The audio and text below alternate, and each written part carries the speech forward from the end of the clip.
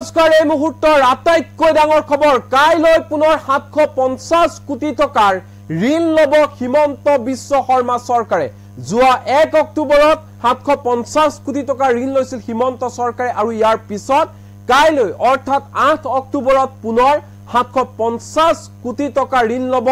হিমন্ত চৰকাৰে এক প্ৰকাৰ কবলৈ গলে এইটো সপ্তাহতে অক্টোবৰ মাহৰ এই সপ্তাহতে মুঠ 1500 কোটি টকাৰ ঋণ লৈছে হিমন্ত বিশ্ব শৰ্মা চৰকাৰ আৰু ইয়াৰ লগে লগে 1,58,000 কোটি টকাৰে ধাৰুৱা হৈছে ৰাজ্য চৰকাৰ এই মুহূৰ্তত লৈ আহিছো এই ডাঙৰ খবৰ কাইলৈ পুনৰ 750 কোটি টকাৰ ঋণ লব হিমন্ত চৰকাৰে ধাৰ লৈ তত পোৱা নাই হিমন্ত চৰকাৰে যোৱা 1 অক্টোবৰতো 750 কোটি টকাৰ ঋণ লৈছিল হিমন্ত চৰকাৰে আৰু কাইলৈ পুনৰ 750 কোটি টকা ঋণ লব অক্টোবৰৰ এই প্ৰথমটো সপ্তাহতে 1500 কোটি টকা ঋণ ললে হিমন্ত চৰকাৰে ভয়ংকৰ দিশত গতি কৰিছে ৰাজ্যৰ অৰ্থনীতি প্ৰতিমাহে ধাৰ নললে ৰাজ্য চলাব নোৱাৰে হিমন্ত চৰকাৰে 1,58,000 কোটি টকাৰে বৰ্তমান সময়ছোৱাত ধাৰুৱা হৈ আছে ৰাজ্য চৰকাৰ বিত্তীয় সংকটৰ জোৰা মাৰিবলৈ প্ৰত্যেক মাহে ঋণ লৈ আছে অসম চৰকাৰ প্ৰত্যেক মাহে ঋণৰ উপৰি ঋণ লৈ আছে হিমন্ত বিশ্ব শৰ্মা চৰকাৰে ঋণ লোৱাৰ ক্ষেত্ৰত এক প্ৰকাৰ অভিলেখ ৰচিছে হিমন্ত বিশ্ব শৰ্মা চৰকাৰে বিগত বিত্তীয় বৰ্ষত হিমন্ত চৰকাৰে 20,000 কোটি টকাৰ ঋণ লৈছিল চলিত বিত্তীয় বৰ্ষৰ যোৱা 6টা মাহতে হিমন্ত চৰকাৰে এই পৰ্যন্ত ললে প্ৰায় 8,000 কোটি টকাৰ ঋণ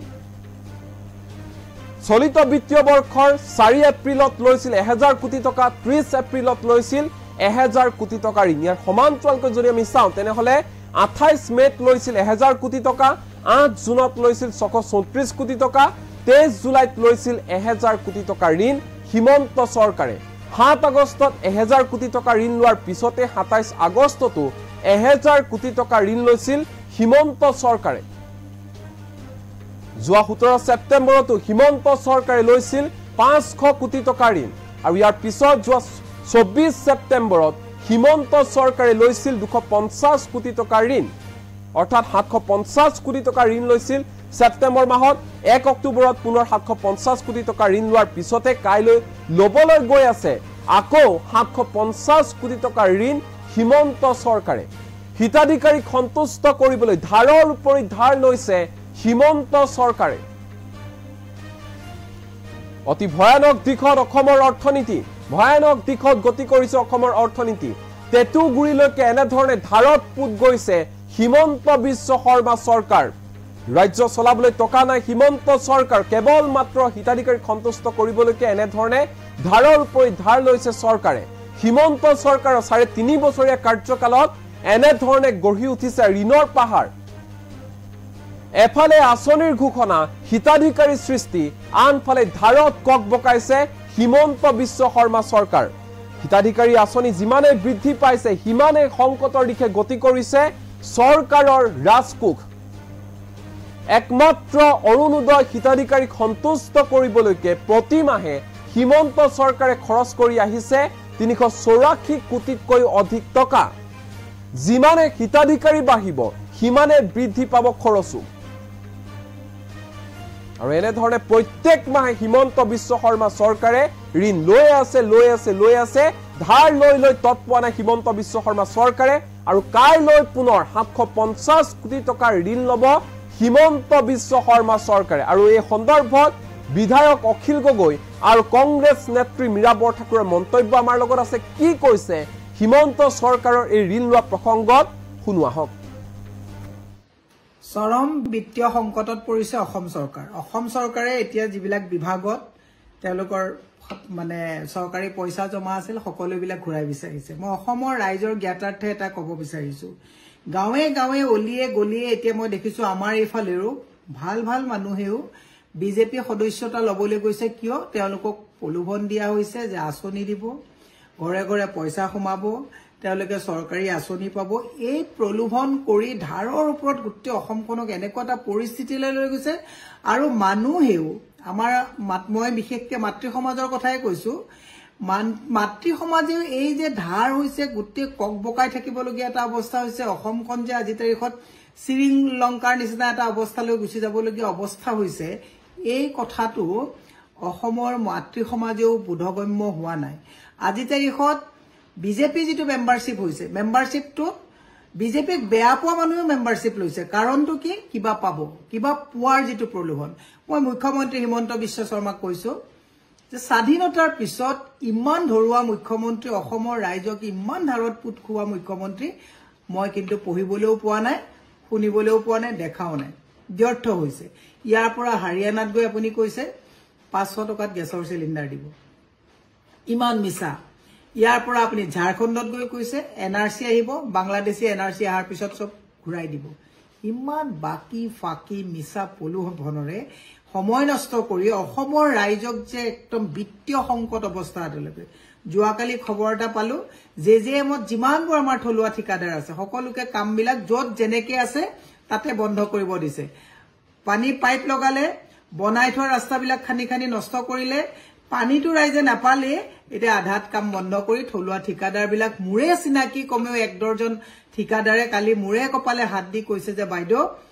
কি যে অৱস্থা হল এতিয়া আমি মানে কেনেকে কি কৰিম ভাবি পোৱা নাই পান দোকান দিবলগীয়া এটা অৱস্থা যোৱাকালি আৰু এজন ঠিকাদাৰে মোক ফোন কৰি পেলাই কৈছে যে বাইদেউ কেনেকে চলিম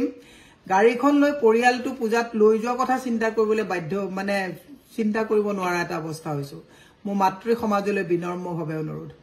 ফ্ৰী খোৱাৰ যেটো প্ৰৱণতাত অসম চৰকাৰে ধাৰৰ ওপৰত ধাৰ লৈ গোটেই অসমখনক আজি বিত্তীয় সংকটৰ অৱস্থা এটালৈ লৈ গ'ল অত্যন্ত দুৰ্ভাগ্যজনক কথা হে মই মুখ্যমন্ত্ৰী হিমন্ত বিশ্ব শৰ্মাক কৈছো হাল এৰি খিয়াল বহুত খেদিলে ৰাজধৰ্ম পালন কৰক অসমৰ মানুহক আৰু ধাৰত যাতে পুত খুৱাই থৈ নাযায় তাৰ কাৰণে আহ্বান জনাইছো থলুৱা ঠিকাদাৰক পইচা যিখিনি পাবলগীয়া আছে আদায় দিয়ক এফালে ৰাস্তা গেছৰ নামত খান্দিছে এফালে আপোনালোকে পানী পাইপৰ নামত খান্দিছে পানীও নাই গেছও নাই কিন্তু আপোনালোকে খান্দি খুন্দি আপোনালোকে এই ঠিকাদাৰৰ মানে কবাত 2-4 ঠিকাদাৰক লাভৱান্বিত কৰিবৰ কাৰণে অসমখন ধাৰুৱা কৰিছে দুৰ্ভাগ্যজনক কথা হে মই অসমৰ মাতৃ সমাজক হাত জোৰ কৰি অনুৰোধ জনাইছো ধাৰত ফ্ৰী লবলৈ গৈ যুৱ প্ৰজন্মক যাতে আপোনালোকে এটা ধৰুৱা অৱস্থাত আত্মঘাতী কৰিবলগীয়া অৱস্থালৈ লৈ নাযায় তাৰ কাৰণে আহ্বান জনাইছো আৰু বিজেপি সদস্যতাৰ নামত যেটো প্ৰলোভন দিয়াৰ আৰম্ভ কৰিছে হিমন্ত বিশ্ব শৰ্মাই খবৰ কাগজবিলাক পঢ়িব হিমন্ত বিশ্ব শৰ্মাই চৰকাৰী বিভাগৰ কথাবিলাক পঢ়ি পেলে অসমখন আৰু ধাৰত পুত নোযোৱাৰ কাৰণে মই তেখেতক টানি আহ্বান জনাইছো ধন্যবাদ অসমৰ অৰ্থনৈতিক অৱস্থা ভয়ানকভাৱে বেয়া হৈছে আপোনালোকে নিশ্চয় জানে যোৱা 22টা দিনত অসম চৰকাৰে 2250 কোটি টকা ধাৰ লৈছে 2250 কোটি টকা 22টা দিনত ধাৰ লৈছে এমাহো হোৱা নাই 22টা দিনত 2250 কোটি টকা অৰ্থাৎ যোৱা 22টা দিনত অসম চৰকাৰে দৈনিক 100 কোটি টকাকে ধাৰ লৈছে 100 কোটিতকৈ অলপ বেছি 100 কোটি টকাতকৈ বেছিকে যোৱা 22টা দিনত দৈনিক ধাৰ লৈছে অসম চৰকাৰে যোৱা 17 ছেপ্টেম্বৰ 2024 তাৰিখৰ দিনা 500 কোটি টকাৰ ধাৰ লৈছে যোৱা 24 ছেপ্টেম্বৰ 2024 তাৰিখৰ দিনা 250 কোটি টকা ধাৰ লৈছে 1 অক্টোবৰ 2024 তাৰিখৰ দিনা 750 কোটি টকা ধাৰ লৈছে আৰু 8 অক্টোবৰ ধাৰ ল'ব 750 কোটি টকা গতিকে টোটেল কিমান হৈ গ'ল 2250 কোটি টকা 2250 কোটি টকা 22টা দিনত 17 ছেপ্টেম্বৰৰ পৰা 8 অক্টোবৰলৈকে 22 দিনত অসম চৰকাৰে ধাৰ লৈছে ইমান আমাৰ গুৱাহাটী হাইকোৰ্টে কৈছে যে কাম কৰা ঠিকাদাৰক তোমালোকে ধাৰ কি কয় যেটো বিল দিব লাগে বিল পৰিশোধ কৰিব পৰা তোমালোকে বিল পৰিশোধ কৰা যি সময়ত পাবলগীয়া বিল পৰিশোধ কৰিবলৈ সক্ষম নহয় বিজেপি চৰকাৰ হেতু পিডব্লিউডিতে হওক হে অন্য কোনো ডিপাৰ্টমেণ্টতে হওক কত ঠিকাদাৰক টকা দিব পৰা নাই কাম কৰোৱাৰ পাছত কাম সম্পূৰ্ণ হৈ যোৱাৰ পাছত সেই চৰকাৰে কেৱল আৰু কেৱল ইলেকশ্যনৰ স্বাৰ্থত বেলেগ সকলো কাম বাদ দি এতিয়া কেৱল আৰু কেৱল হিতাধিকাৰী সৃষ্টি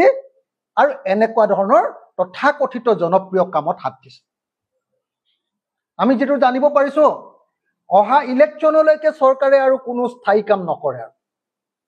অহা ইলেকশ্যনলৈকে বিজেপি চৰকাৰে অকল ভোট কিনিব পৰা কামে কৰিব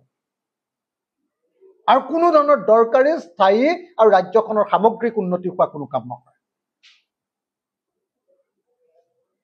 গতিকে এই মুহূৰ্তত আমি হিমন্ত বিশ্ব শৰ্মা চৰকাৰক ক'ব খুজিছো আপোনালোকে নিশ্চয় গম পায় যে হিমন্ত বিশ্ব শৰ্মাই নিজে সেদিনা ফাইনেন্স কমিশন আহোঁতে হয়নে নহয় ফাইনেন্স কমিশন আহোঁতে নিজে কৈছে যে কেন্দ্ৰীয় ৰাজহৰ পৰিমাণ আমাৰ ইয়ালৈ কমি আহিলে ডিভলিউচনৰ পৰিমাণ কমি আহিলে কেন্দ্ৰীয় চৰকাৰৰ পৰা টেক্সৰ যিটো পাৰ্ট পাওঁ আমি তাৰ পৰিমাণ কমি আহিলে বানপানীত দিয়া পইচাৰ পৰিমাণ কমি আহিলে বানপানীত ভগা ঘৰগিটা বা বাচন বৰ্তন উটুৱাই নিলে যিটো খৰচ হয় বা ৰেচন দিবৰ কাৰণে যিটো খৰচ হয় হেতুক বাদ দি বানপানীত ধ্বংস হৈ যোৱা যিবিলাক উন্নয়নমূলক কাম কাজ কৰিব লাগে সেইবিলাকৰ কাৰণে কেন্দ্ৰীয় চৰকাৰ টকা নিদিয়ে ৰাজ্য চৰকাৰে একদম ওপেনলি ফাইনেন্স কমিশনৰ সন্মুখত অসমৰ মুখ্যমন্ত্ৰীয়ে কৈ দিলে অৰ্থাৎ কেন্দ্ৰীয় চৰকাৰৰ দিনত অসমলৈ অহা ধনৰ পৰিমাণ কমিলে বিশেষ ৰাজ্যৰ মৰ্যাদা কৰ্তন কৰি দিয়াৰ কাৰণে কেন্দ্ৰীয় কৰৰ অংশ আমি নাপাওঁ চেন্ট্ৰেল স্পন্সৰ্ড স্কিম বিলাক আমাৰ কমি গ'ল আমাৰ অৱস্থা বেয়া আগতে 100 টকা ঋণ ললে 100 টকাই ধাৰ কেন্দ্ৰীয় চৰকাৰে মাৰি দিয়ে এতিয়া সেই অৱস্থা নাই আমাৰ গতিকে অৰ্থনৈতিক অৱস্থা সাংঘাতিকভাৱে বেয়া এই মুহূৰ্তত আমি সেইকাৰণে অসম চৰকাৰক অবাবত যতে ততে ধন খৰচ নকৰিবলৈ আহ্বান জনাইছো মুখ্যমন্ত্ৰীক চাৰ্টাৰ্ড ফ্লাইট আৰু হেলিকপ্টাৰ অলপ কমাবলৈ আহ্বান জনাইছো যতে ততে মিটিং পতাৰ নামত যে ইমান ডাঙৰ ডাঙৰ টেণ্ট বিলাক তৰি কি বুলি কয় এইটো আপোনাৰ ইভেন্ট মেনেজমেন্টৰ নামত টকা খৰচ কৰিছে এইটো কমাবলৈ আহ্বান জনাইছো আৰু লগতে আৰু এটা বস্তু আহ্বান জনাইছো দেই হিমন্ত বিশ্ব শৰ্মাই অসমৰ পৰা টকা তুলি নি ঝাৰখণ্ড গভৰ্ণমেণ্ট বনাবৰ কাৰণে ঝাৰখণ্ডত যি ধৰণে অসমৰ পৰা টকা লুণ্ঠন কৰি নি গোটেই ঝাৰখণ্ডত পইচা ঢালি আছে চৰম বিত্তীয় সংকটত পৰিছে অসম চৰকাৰে এতিয়া যিবিলাক বিভাগত তেওঁলোকৰ মানে চৰকাৰী পইচা জমা আছিল সকলোবিলাক ঘূৰাই বিচাৰিছে মই অসমৰ ৰাইজৰ জ্ঞাতাৰ্থে এটা ক'ব বিচাৰিছো গাঁৱে গাঁৱে অলিয়ে গলিয়ে এতিয়া মই দেখিছো আমাৰ এইফালেও ভাল ভাল মানুহেও বিজেপি সদস্যতা ল'বলৈ গৈছে কিয় তেওঁলোকক প্ৰলোভন দিয়া হৈছে যে আঁচনি দিব ঘৰে ঘৰে পইচা সোমাব তেওঁলোকে চৰকাৰী আঁচনি পাব এই প্ৰলোভন কৰি ধাৰৰ ওপৰত গোটেই অসমখনক এনেকুৱা এটা পৰিস্থিতিলৈ লৈ গৈছে আৰু মানুহেও আমাৰ মই বিশেষকৈ মাতৃ সমাজৰ কথাই কৈছো মাতৃ সমাজেও এই যে ধাৰ হৈছে গোটেই ককবকাই থাকিবলগীয়া এটা অৱস্থা হৈছে অসমখন যে আজি তাৰিখত শ্ৰীলংকাৰ নিচিনা এটা অৱস্থালৈ গুচি যাবলগীয়া অৱস্থা হৈছে এই কথাটো অসমৰ মাতৃ সমাজেও বোধগম্য হোৱা নাই আজি তাৰিখত বিজেপি যিটো মেম্বাৰশ্বিপ হৈছে মেম্বাৰশ্বিপটো বিজেপিক বেয়া পোৱা মানুহে মেম্বাৰশ্বিপ লৈছে কাৰণটো কি কিবা পাব কিবা পোৱাৰ যিটো প্ৰলোভন মই মুখ্যমন্ত্ৰী হিমন্ত বিশ্ব শৰ্মাক কৈছো যে স্বাধীনতাৰ পিছত ইমান ধৰুৱা মুখ্যমন্ত্ৰী অসমৰ ৰাইজক ইমান ধাৰত পুত খোৱা মুখ্যমন্ত্ৰী মই কিন্তু পঢ়িবলৈও পোৱা নাই শুনিবলৈও পোৱা নাই দেখাও নাই ব্যৰ্থ হৈছে ইয়াৰ পৰা হাৰিয়ানাত গৈ আপুনি কৈছে 500 টকাত গেছৰ সিলিণ্ডাৰ দিব ইমান মিছা ইয়াৰ পৰা আপুনি ঝাৰখণ্ডত গৈ কৈছে এনআৰসি আহিব বাংলাদেশী এনআৰসি আহাৰ পিছত সব ঘূৰাই দিব ইমান বাকি ফাকি মিছা পলুভনৰে সময় নষ্ট কৰি অসমৰ ৰাইজক যে একদম বিত্তীয় সংকট অৱস্থা আদলৈকে যোৱাকালি খবৰ এটা পালো জেজেএমত যিমানবোৰ আমাৰ থলুৱা ঠিকাদাৰ আছে সকলোকে কামবিলাক য'ত যেনেকে আছে তাতে বন্ধ কৰিব দিছে পানী পাইপ লগালে বনাই থোৱা ৰাস্তাবিলাক খানি খানি নষ্ট কৰিলে পানীটো ৰাইজে নাপালে এতিয়া আধাত কাম বন্ধ কৰি থলুৱা ঠিকাদাৰবিলাক মুৰে চিনাকি কমেও 1 ডজন ঠিকাদাৰে কালি মুৰে কপালে হাত দি কৈছে যে বাইদেউ কি যে অৱস্থা হ'ল এতিয়া আমি মানে কেনেকে কি কৰিম ভাবি পোৱা নাই পান দোকান দিব